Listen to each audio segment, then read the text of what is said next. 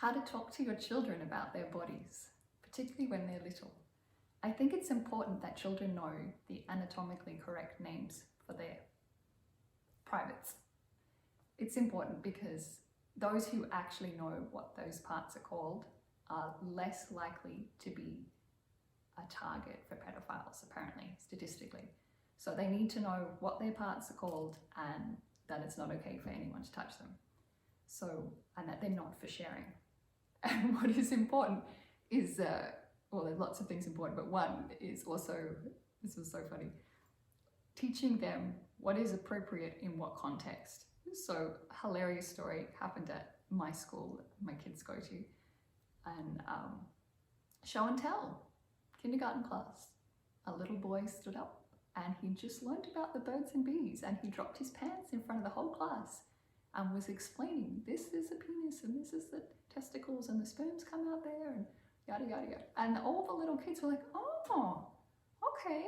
And the teacher was mortified and had to tell every parent as they came in, I'm so sorry, this is what happened today. So yes, boundaries in terms of what they should show others, what they should share with others, they need to hear that as well. So in terms of sexuality, always presenting sex as a positive thing when you get married, and have it in that context.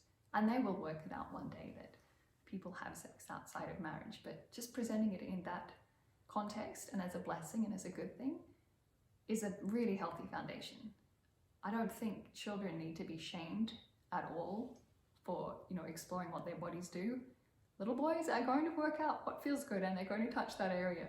So the thing I've taught my kids is private parts are not for sharing, and private parts are private so you don't touch them in front of other people, etc.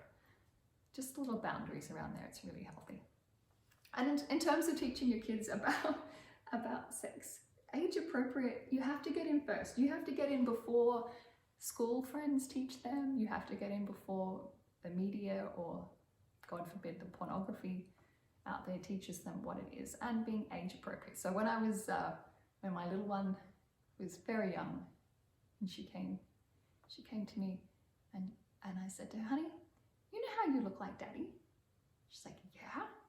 I said, how is it that you look like daddy but you came out of mummy?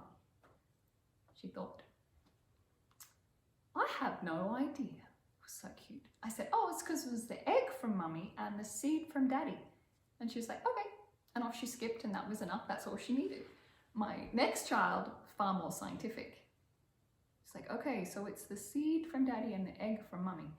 And he came to me, but how does the seed and the egg meet? How does it get from the male to the female? Is it kissing? Because in Minecraft, apparently they spawn, they kiss each other and they spawn. That's how they reproduce. No, not kissing. So we had to have that discussion. And also never be awkward and embarrassed to answer a question. Practice your poker face. Keep a straight face. Don't make out it's a big deal and uncomfortable to talk about. You need to be the place that is safe for your children to come and ask these tough questions. You want to be the place that they ask the questions, not the internet, not their friends, that they can come to you and ask anything. So fortunately for me, my mum was very open, presented what sex was at a very young age. I never believed in the Cabbage Patch or the stork drop. I knew where babies came from. And I'm thankful for that. She grounded me in, when I get married, this is what will happen.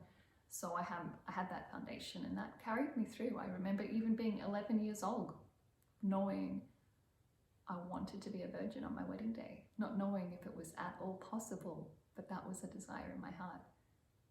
So train up your kids in the way they should go. When they're older, they will not depart from it.